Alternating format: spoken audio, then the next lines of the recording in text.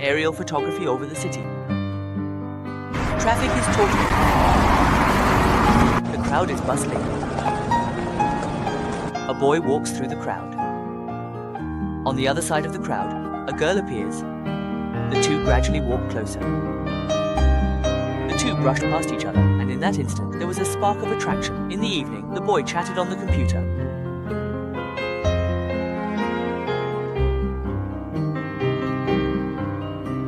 After chatting, the two, as online friends, arranged to meet. In the restaurant, the boy waits at the table for the girl, who approaches from behind. The boy stands up, and they greet each other.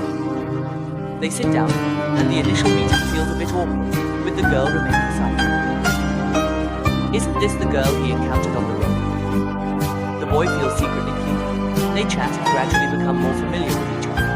What kind of story will unfold between them?